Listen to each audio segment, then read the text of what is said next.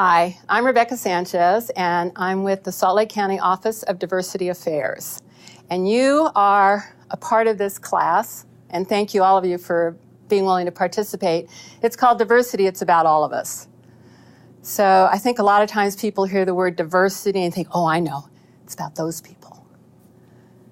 When in actuality, if you define the word, diversity is what makes us what from one another? If we're diverse from one another, we're what? Different. Absolutely, we're different. It's a condition of being different.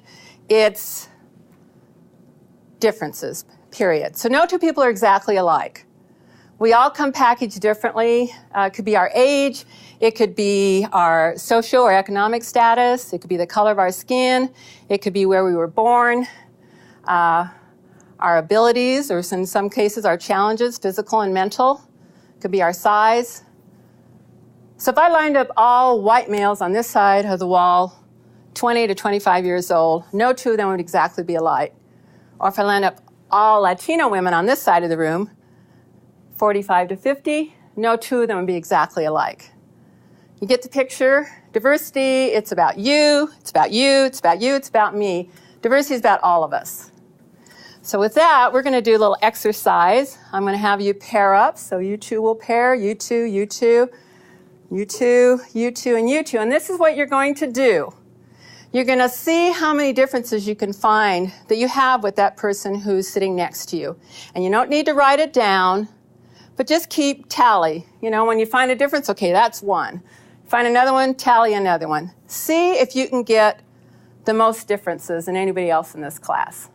Any questions? Is that clear? All right, go. Go ahead. Start out with maybe Hoffman. I golf. My car's white.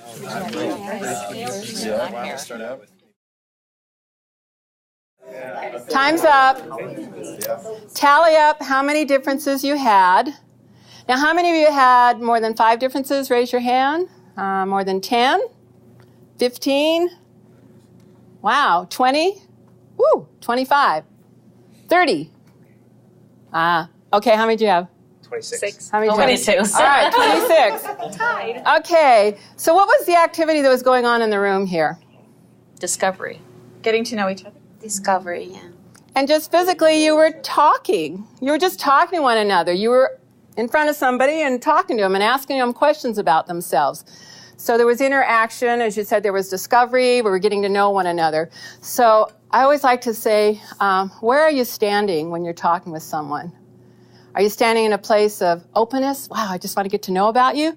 Or are you standing in, judgment, like, do you really believe everything your church teaches? And what's that you're eating for lunch? And what were you thinking when you said that at the meeting? You know when people are judging you. Think about this. I'm going to put a curse on you. Today, notice when you're interacting with people, are you judging them? Or are you generally wanting to know about them? Wanting to ask, hey, what's going on? So what happened, most likely, all of you are in a place of openness, because all I did was create a game. Let's just play this fun game. Let's see how many differences you can find. And I saw people laughing and really having a good time. Now think about this. How many times do you go grab somebody who looks a little bit different than you and go, hey, let's go on a break and talk about our differences? No.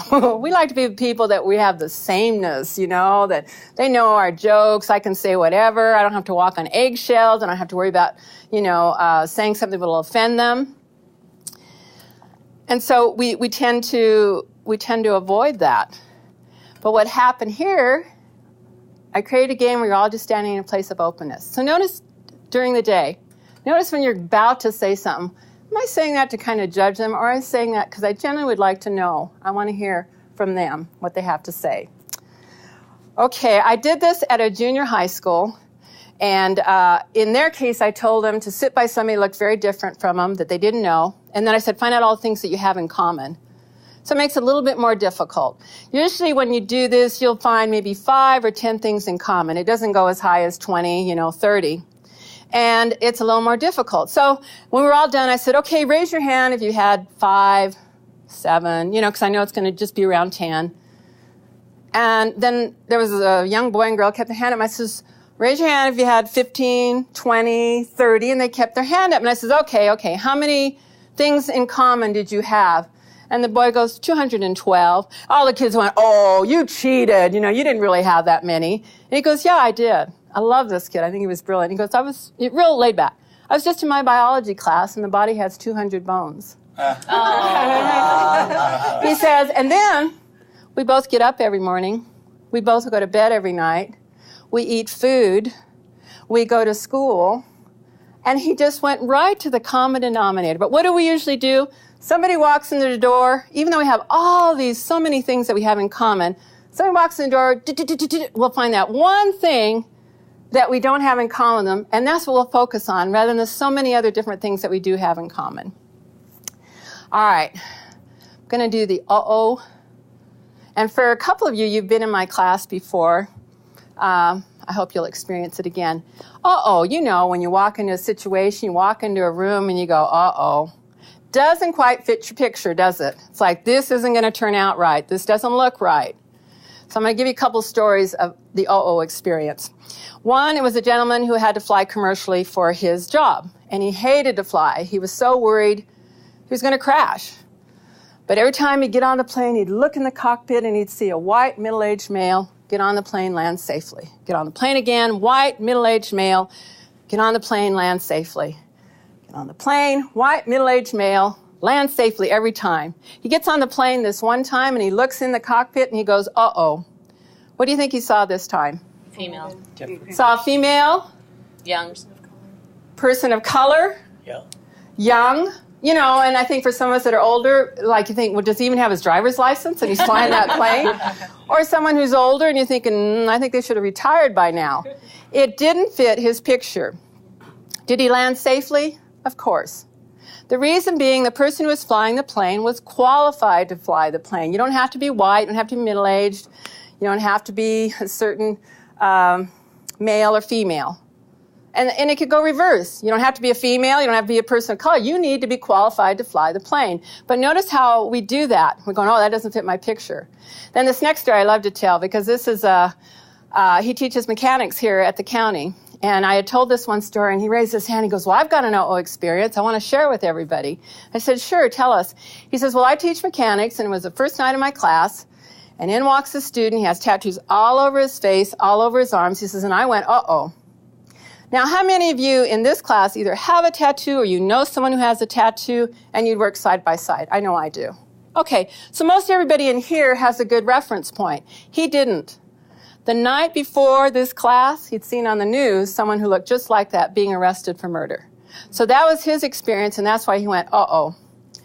Then I love this story because it's his story. He goes, you know what? He said, he turned out to be the nicest young man I'd ever met and one of the best students I ever had. So think back on a time when maybe a new employee comes in the door and you're thinking, uh-oh, this isn't going to work. And they turn out to be really, really great and probably a good friend of yours. Or think of a social event where you're including somebody new and you're thinking, uh-oh, this isn't going to be fun. And they turn out to be totally opposite. We all sort of do that, uh-oh. Now, this next thing I'm going to do, it's a lot of fun. We're going to say the word top, T-O-P. We're going to say it out loud 10 times. Now, the fun of it is, when I'm all done, I'm going to throw out a question to you.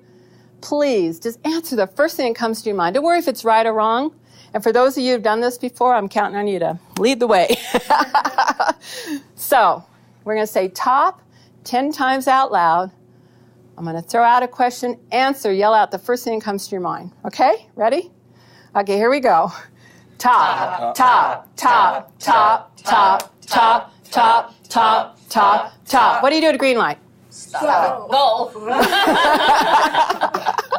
Okay, what do you do at a green light? I said go. Okay, why did some of you say stop? Any ideas? The echo.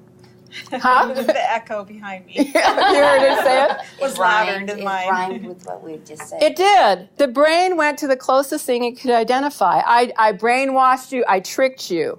And that's what happens is all it knew was, top, top, top. And then it said signal and it went to the closest thing it knew, stop. Isn't that interesting how the brain does that? So think about that when somebody walks in the door and you go, oh, I know who they are. My parents have told me all about those people. And you quickly go there. not even giving it a chance to talk and find out who they are. Or maybe you've seen it in the movies. Oh, I know what they're like. I've seen it in the movies, you know. Or maybe you've had 1 or 2 incidences with somebody that look like that, and you think you know who they are, and you have no idea who they are.